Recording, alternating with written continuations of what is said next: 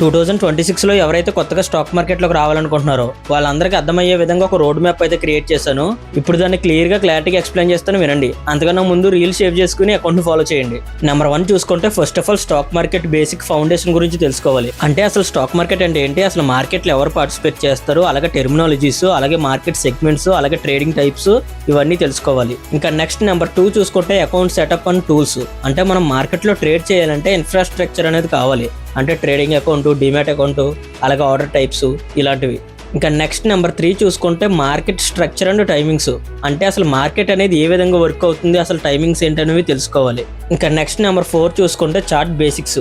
అంటే price chart చూడడం అనేది మనం నేర్చుకోవాలి. అంటే బార్ చార్ట్, లైన్ చార్ట్, అలాగే క్యాండిల్ స్టిక్ చార్ట్స్, అలాగే టైం ఫ్రేమ్స్, ఇలాంటివి. ఇంకా నెక్స్ట్ నెంబర్ 5 చూసుకుంటే క్యాండిల్ స్టిక్ బిహేవియర్. అంటే మనకి మార్కెట్ ఎమోషన్స్ అనేవి క్యాండిల్ స్టిక్స్లో కనపడతాయి.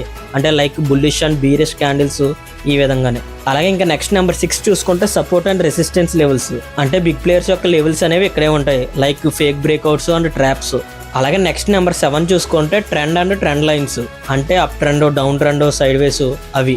ఇంకా నెక్స్ట్ నెంబర్ 8 చూసుకుంటే చార్ట్ ప్యాటర్న్స్.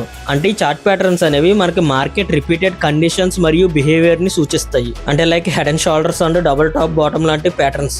ఇంకా నెక్స్ట్ నెంబర్ 9 చూసుకుంటే trading plan and risk management. అంటే మార్కెట్లో ప్రాఫిట్ కన్నా ముందు సర్వైవల్ ప్లాన్ అనేది చాలా ఇంపార్టెంట్.